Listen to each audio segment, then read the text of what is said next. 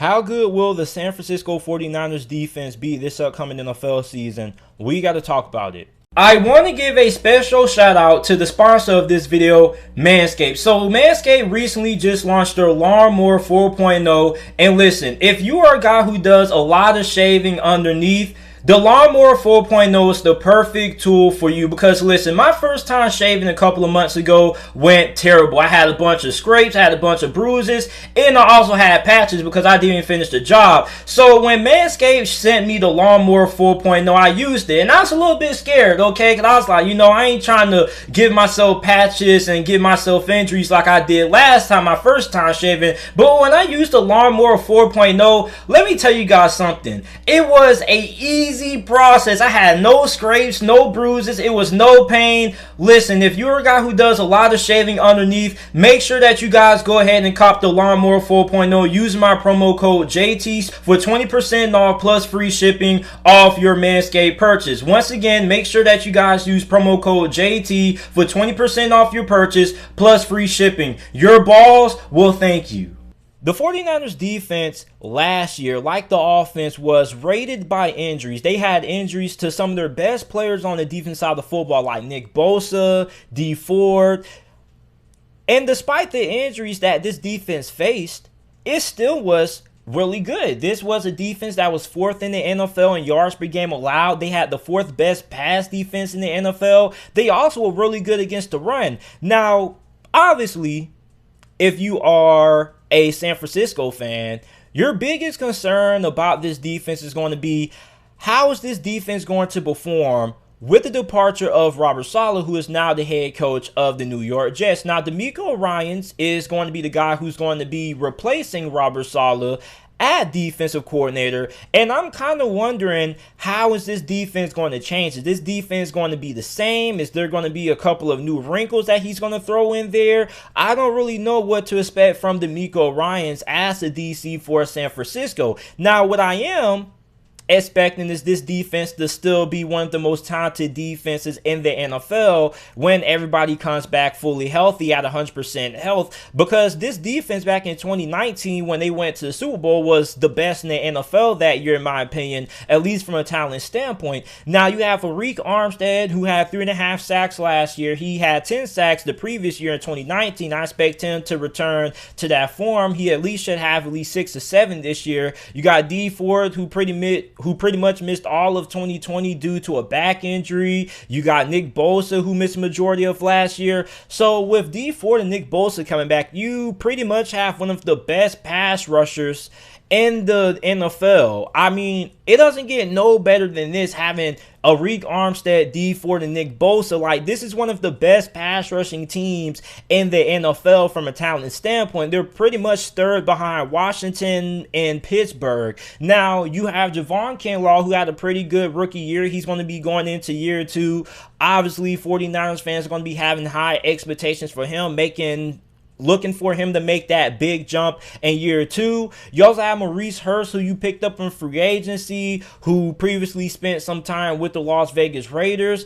Then you got Zach Kerr. Now, linebacker, you got Dre Kinlaw, you got Fred Warner there. I think Fred Warner is an absolute stud. I think he's one of the more underrated linebackers that we have in this league. Now, at corner, I'm really excited to see the cornerbacks that San Francisco has, because there are a lot of people out there who think that cornerback is a big question mark for San Francisco, which I strongly disagree with that. Like, I don't understand why people think that San Francisco's defense just has so many holes. Like, it doesn't really make a lot of sense to me. Like, I was talking to this one guy on Twitter. He said, well, JT, they have questions at corner. I'm like, dude, like, Jason Verrett, if we're being honest, should have been in the conversation for comeback player of the year, because this guy had a remarkable story. Like, this guy dealt with injury after injury, year after year. And when he was on the field last year for San Francisco, he got one more opportunity. He proved that when he can stay healthy, he's still really good. So Jason Verrett, in all honesty, should have been in the conversation for NFL comeback player of the year. I think it was kind of blasphemous that you had Alex Smith, Ben Roethlisberger, and everybody else in that conversation, but Jason Verrett didn't even get a sniff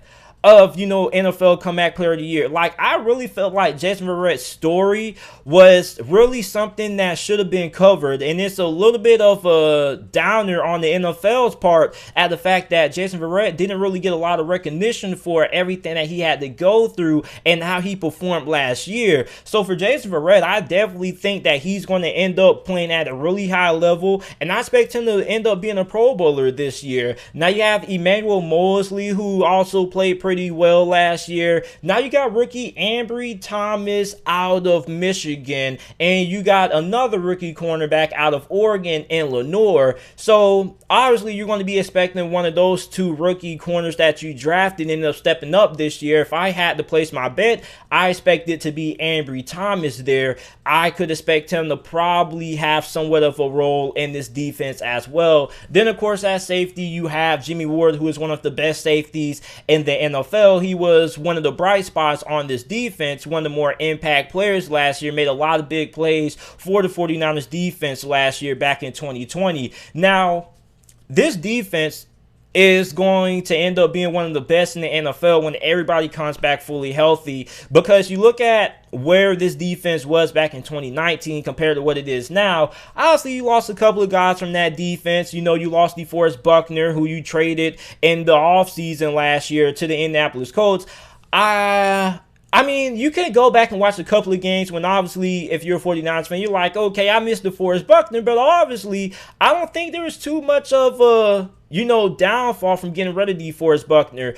Then, okay, you lose Richard Sherman in free agency, which we still don't know if he's going to end up coming back or if he's going to end up signing somewhere else. There's a lot of people out there who believe that Richard Sherman can return and most likely will return in a 49ers uniform. That remains to be decided. Don't want to speculate, but that's just what the overall word out there on the street is when it comes to Richard Sherman. So this defense is still one of the most talented defenses in the NFL. From defensive line all the way up to the secondary, this should be one of the top 10 defenses in the NFL. At worst, this defense should be 10th in the NFL. At best, this probably should be a top 5 defense. Now, obviously, people are still going to be like, well, JT, they lost Robert Saleh, and I understand that. But for DeMeco Ryans, this is a guy who does have an NFL pedigree. He did spend a pretty good amount of years playing in the NFL. So this isn't just a random guy off the street. This is a guy who is going to be inheriting one of the most talented defenses in the NFL. So it shouldn't really be hard for him to have this defense playing at the level that Robert Saleh had this defense playing that last year. Now, obviously, I don't want to say that to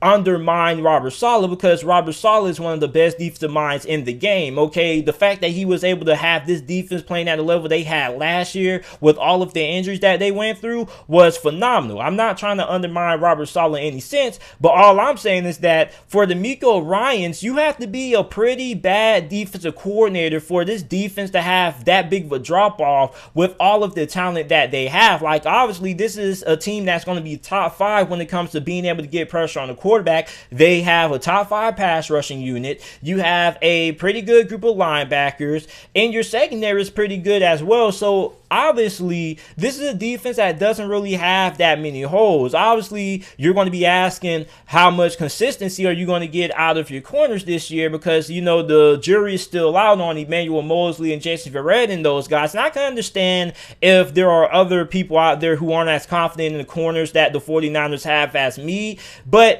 I still think that there shouldn't be that big of a drop-off with the departure of Robert Saleh. Like, if there was to be a drop-off, this defense probably goes from being a top 5 unit to being a top 10 unit. So with DeMeco Ryans as defensive coordinator, I'm not expecting the 49ers defense to go from great to terrible. I just think that is unrealistic. But I do understand that that is a big question mark that a lot of people have, and I understand it, and rightfully so. Everybody has every right to have that question, because when you lose a guy as talented as the guy in Robert Saleh, who got the most out of everybody on his defense, you have the right to kind of have some concerns there. But I don't think this defense should suffer a severe drop-off with how much talent there is on this defense. I expect this defense to, like I mentioned earlier, at worst be top 10. Now, if I had to come from me, being realistic, I think this defense should probably be 5th or 4th this year, this upcoming NFL season. So you guys let me know how good you guys feel the 49ers defense will be this upcoming NFL season. Make sure that you guys like the video, subscribe to the channel for more NFL videos and content, and thanks for watching.